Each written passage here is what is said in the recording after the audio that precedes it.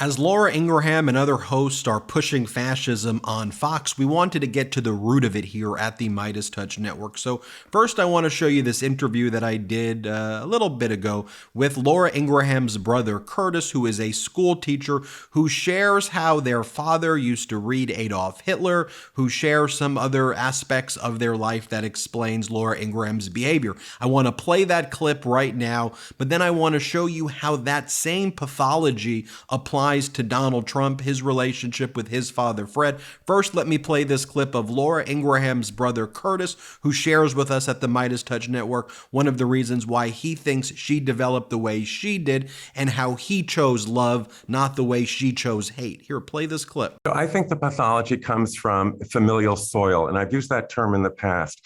So my father was a Nazi sympathizer. There was a copy of Mein Kampf on the living room bookshelf. He was abusive. He was an alcoholic. So we are in a family of anger, abuse, and I think that is what has happened to my sister. People say, "Well, how did you turn out so different?"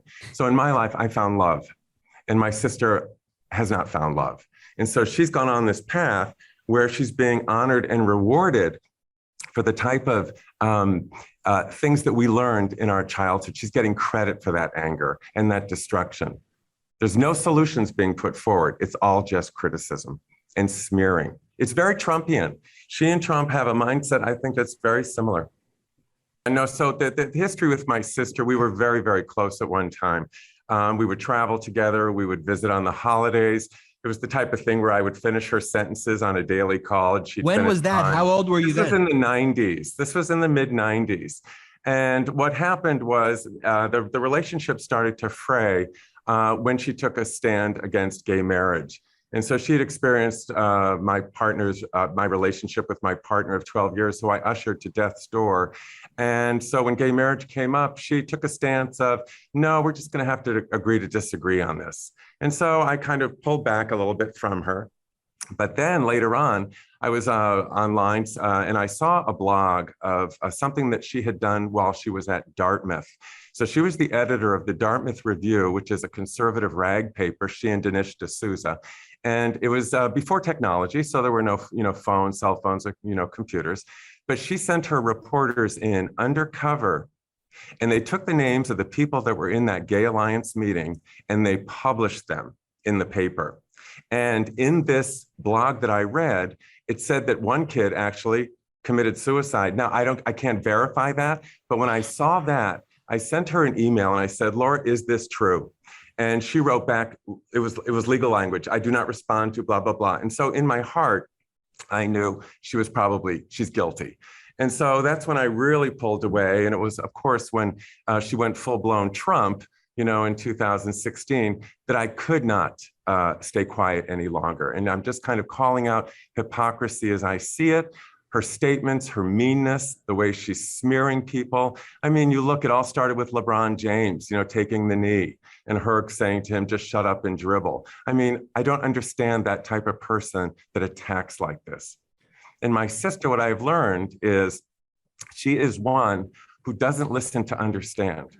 Hers is she listens to attack. And you can see it in her face. You can see it when she's talking to people on her show. There is no debate. There is no constructive debate. She has no expertise. This is what I'm saying. But people listen to her and they think, "Oh my God, she is the pillar of truth. She knows her facts." She does not. She is spinning. So she's a spin artist. And so these people, it's easy to buy into her spin because anger is easier than, constructive solutions. I cannot stay quiet. And there is, we have history in common, and I know things, about her that it's just, I have to reveal the hypocrisy that's going on, the immigration stance. She's got 3 immigrant children that she adopted. So how is that allowed? The vaccination, anti-messaging around vaccines. She's been vaccinated. They have. Murdoch got early access to the vaccinations. All his star assets were vaccinated. And yet they're spinning a counter tale, which I find is very destructive. And it's disinformation. And it's a spin that people are following. And those tropes that she throws out, the elites, the fake news, the biomedical state. socialism. And these people tap into those because she's so clever at spinning it. Do you think she, kind of knows she is creating this fiction? Like, do you think she goes and it's like, oh, how could I got a good one here. We call it biomedical, and then she's like, God, do you think it's that, planned out? I do. She has a conscience. And unfortunately, that conscience is getting dimmer and dimmer as she goes further in her career. But the type of behavior to continue to do what you know is wrong and inherently a lie, I think, isn't that the definition of sociopath? Yeah, every time I watch that interview, I think about how powerful that is. And one of the things it reminds me of as well is the pathology of Donald Trump. And just the other day, for example, on C-SPAN, a 92-year-old caller reached out to C-SPAN and actually shared a story that had the C-SPAN interviewer kind of quite surprised that it was a 92-year-old who went on and said that he met Fred Trump when Fred Trump visited in Florida, the community that he lived in, and was a fan of Hitler and dictators and would very frequently talk about how America should be a dictatorship and things like that. Here, listen to this call from this C-SPAN caller who talked about his knowledge of Fred. Here, play this clip. Pete, West Palm Beach, Florida, Democrat. Good morning. You're next. Good morning. This is Mr. I just want to refer that I'm a 92-year-old man, and I remember when Trump's father was in our village and talked to me personally. He was really a fan of Hitler. He said that dictatorship is not as bad as people think. He says one-man rule is better than having too many people trying to bring their opinion up.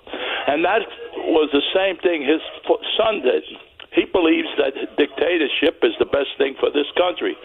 And sooner or later, you're going to wake up and believe when he becomes president, he'll become a dictator. So America, be aware, and I'll say goodbye to America. Hello. And there is a lot of that rooted in Donald Trump's pathology, the same way Laura Ingraham, and we know from Donald Trump's first wife, Ivana, who Donald Trump now has buried in the back of Bedminster with shrubs growing over it. One of the things there as well is that she had previously written that Donald Trump was someone who had actually read Hitler's speeches before. When she was alive, she talked about how that happened with Trump.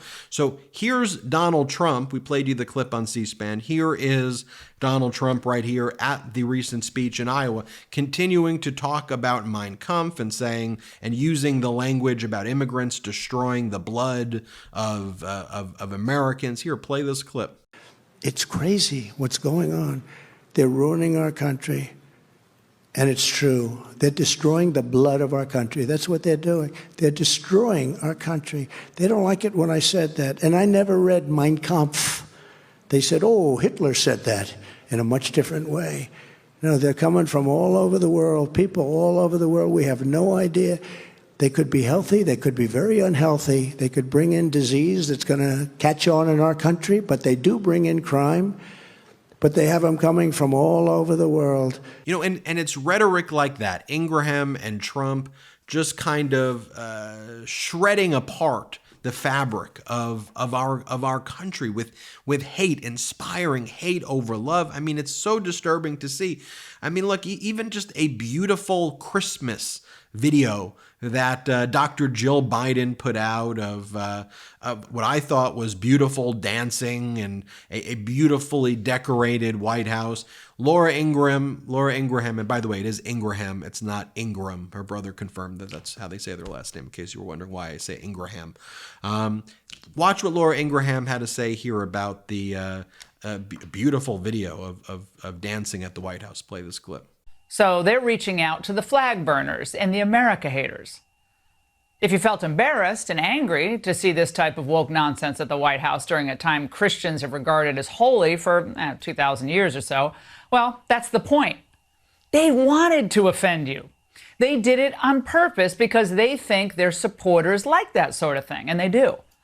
So none of this should surprise us at all. And here Laura Ingraham is fear-mongering about what she says are Democrats doing actual things that Trump is doing. Here, play this clip. Now, at this point, given what we're seeing in the courts, at the DOJ, and even in state AG offices, and given Democrats' Trump is Hitler rhetoric, is it not logical, at least to consider, maybe even to assume, that some on the left are hoping to spark some type of civil unrest here, which would be followed, of course, by a mass crackdown on civil liberties, or the declaration of maybe a nationwide emergency, all as a way, a pretextual way, to usher in, I don't know, nationwide mail-in voting. And compare that right now to what President Biden said. When President Biden was asked recently about whether Donald Trump is an insurrectionist, think about the kind of thoughtful response that President Biden gave here. Here, play this clip. President, your reaction to the Colorado ruling on Trump at the ballot? I'm not going to comment on a court case.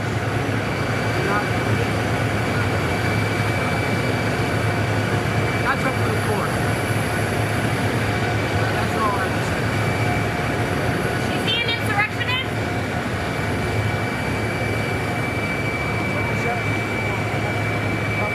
Is Trump an insurrectionist, sir? Well, I think certainly it's self-evident. You saw it all. Now, whether the 14th Amendment applies, I'll let the court make that decision. But he certainly supported an insurrection. And no question about it. None. Zero. And he seems to be doubling down on about everything. Anyway. You know, I think it's important that we go back, show you that clip of Laura Ingraham's brother, Curtis, reflect on that C-SPAN recording about Trump's dad, understand Trump's pathology as well, where he gets these views from, but also reflect on just over and over again, he's using the language of Adolf Hitler over and over again. And it is something that I know the legacy media, they're starting to cover here, but it's so incumbent upon us here at the MeidasTouch Network to just share with people like what's going on here. Let's take a look at a chart that we made here at the MeidasTouch Network of Trump echoing Hitler words on the campaign trail. Hitler said, "I will get rid of the communist vermin." Trump said, "I will get rid of the communist vermin." Hitler said, "I will take care of the enemy within." Trump said, "I will take care of the threat from within." Hitler has said, "Jews and migrants are poisoning the Aryan blood." Trump goes, "Migrants are poisoning the blood of our country." Hitler says, "One people, one realm, one leader."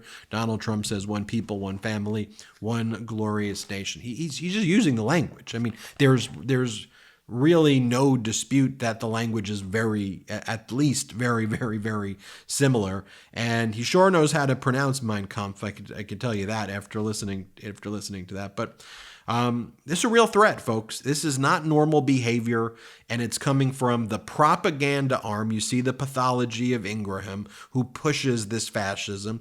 You see Trump, the pathology connected with Fred, how it is that this is interlocked now and how they become these, united in trying to hoist up this fascism here and use the tactics of propaganda, projection, confession, all of that we're seeing. But wanted you to be armed with that data.